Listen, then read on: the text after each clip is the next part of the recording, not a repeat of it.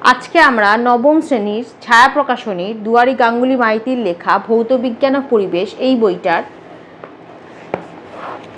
Acid, ক্ষার ও লবণ এই চ্যাপ্টারের অনুশীলনীতে যে প্রশ্নগুলো আছে তার উত্তরগুলো আলোচনা করব। তোমাদের যদি ভিডিওগুলো ভালো লাগে তাহলে লাইক, শেয়ার ও কমেন্ট করে জানিও, আর চ্যানেলটি সাবস্ক্রাইব করো। আমার একটা ম্যাথসের চ্যানেল আছে WB ম্যাথস ওয়ার্ল্ড, সেখানে গণিত প্রকাশের কোষে দেখির সমস্ত অঙ্কের সমাধান করে দেওয়া আছে।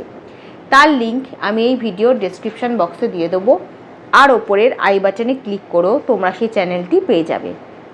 প্রথমে বিভাগ ক, বহু বিকল্প ভিত্তিক প্রশ্ন, MCQ, মান 1। প্রশ্ন 1, অ্যাসিড বৃষ্টির জন্য দায়ী গ্যাসটি হলো, উত্তর হবে অপশান বি, NO2 বা নাইট্রোজেন।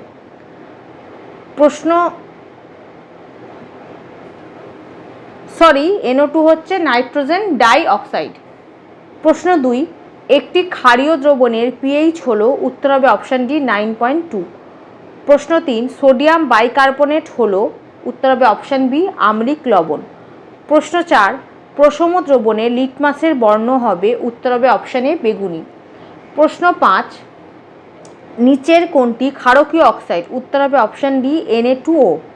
প্রশ্ন 6, লঘু HNO3 ক্ষারের সঙ্গে বিক্রিয়ায় উৎপন্ন করে, উত্তর হবে option D, NaNO3 plus H2O।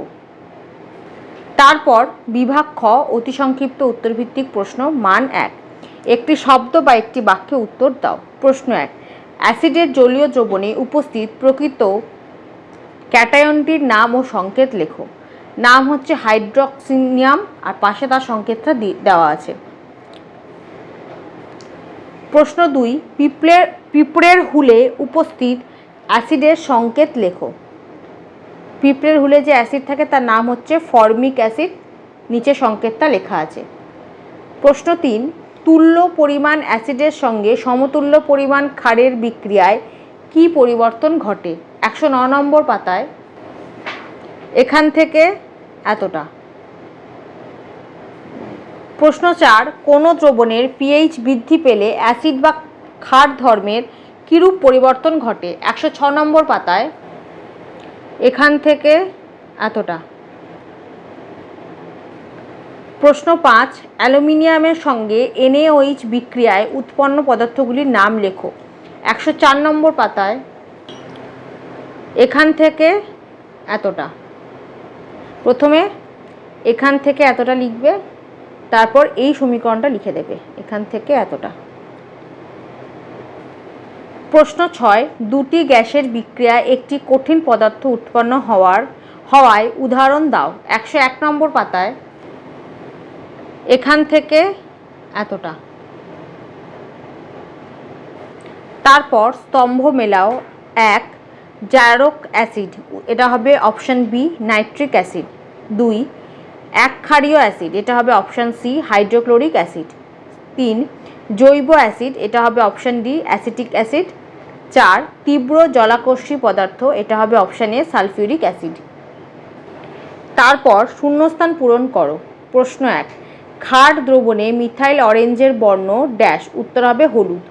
2, ধূমায়মান nitric acid তীব্র ড্যাশ পদার্থ, উত্তর হবে জারক। 3, সোডিয়াম বাইসালফেট একটি ড্যাশ লবণ, উত্তর হবে অ্যাসিড। 4, এক আয়তন ড্যাশ ও 3 আয়তন ড্যাশের মিশ্রণকে অম্লরাজ বলে।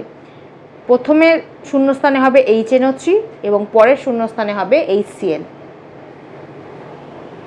তারপর সত্য মিথ্যা নিরূপণ করো। 1, বেনজিন দ্রাবকে নীল লিটমাসের টুকরো নিমজ্জিত করে HCl গ্যাস চালনা করলে লিটমাসের বর্ণ লাল হয়, এটা মিথ্যা। 2, কপারের সঙ্গে উত্তপ্ত ও গাঢ় H2SO4 এর বিক্রিয়ায় H2 গ্যাস উৎপন্ন হয়, এটাও মিথ্যা। 3, জিঙ্কের সঙ্গে উত্তপ্ত ও ঘন H2SO4 এর বিক্রিয়ায় SO2 গ্যাস উৎপন্ন হয়, এটা সত্য। 4, অম্ল বৃষ্টির জন্য দায়ী দুটি গ্যাস হলো SO2 এবং NO2, এটা সত্য। তারপর বিভাগ গ, সংক্ষিপ্ত উত্তরভিত্তিক প্রশ্ন, মান 2। প্রশ্ন 1, সালফিউরিক অ্যাসিড শনাক্তকরণের একটি পদ্ধতি লেখো এবং মূল বিক্রিয়াটির সমীকরণ দাও। 101 নম্বর পাতায় এখান থেকে এতটা। প্রশ্ন 2, কপার কুচি ও গাঢ় HNO3 মিশিয়ে উত্তপ্ত করলে কি উৎপন্ন হয়, বিক্রিয়া দাও। 102 নম্বর পাতায় এখান থেকে এতটা।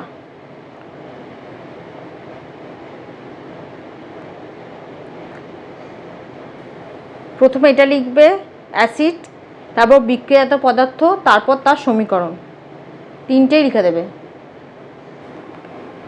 প্রশ্ন 3, হাইড্রোক্লোরিক অ্যাসিডে সিলভার নাইট্রেট দ্রবণ যোগ করলে কি ঘটে, বিক্রিয়া দাও। 101 নম্বর পাতায় এখান থেকে এতটা লিখবে, তরলের জায়গায় লিখবে হাইড্রোক্লোরিক অ্যাসিড, হাইড্রোক্লোরিক অ্যাসিড কিছুটা নিয়ে, তাহলে এখান থেকে এতটা। তারপর বিক্রিয়াটা পেয়ে যাবে 103 নম্বর পাতায় এখান থেকে এতটা, এই বিক্রিয়াটা লিখবে এখান থেকে এতটা। প্রশ্ন 4, অম্লরাজ কি, এর ব্যবহার লেখো। 102 নম্বর পাতায় এখান থেকে এতটা। প্রশ্ন 5, অ্যান্টাসিড কয় প্রকার ও কী কী। 110 নম্বর পাতায়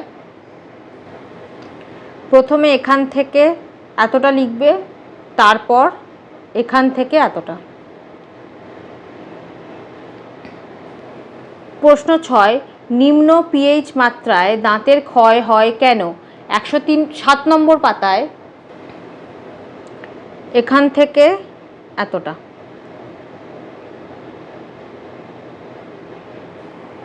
তারপর বিভাগ ঘ, দীর্ঘ উত্তরভিত্তিক প্রশ্ন, মান 3। প্রশ্ন 1, স্টোন ক্যান্সার কি, এরূপ ঘটার কারণ কি। 109 নম্বর পাতায় এখান থেকে এতটা। 4 নম্বর পয়েন্টে পুরোটা লিখে দেবে, এখান থেকে এতটা। প্রশ্ন 2, বলয় পরীক্ষা কি, কী জন্য এটি ব্যবহৃত হয়, পরীক্ষাটিতে সংঘটিত রাসায়নিক বিক্রিয়াগুলি লেখো। 103 নম্বর পাতায় এখান থেকে এতটা, এখান থেকে এতটা। প্রশ্ন 3, রাসায়নিক সমীকরণ সহ যে কোনো একটি অ্যান্টাসিডের ক্রিয়া ব্যাখ্যা করো। 111 নম্বর পাতায় প্রথমে লিখবে 110 নম্বর পাতার এখান থেকে এতটা, 110 নম্বর পাতার এখান থেকে এতটা। তারপর 111 নম্বর পাতায় এখান থেকে এতটা, এখান থেকে এতটা। প্রশ্ন 4, উদাহরণসহ অ্যান্টাসিড কাকে বলে লেখো। 110 নম্বর পাতায় অ্যান্টাসিডের সংজ্ঞা লিখবে এখান থেকে এতটা, এখান থেকে এতটা। আর উদাহরণগুলো দেবে।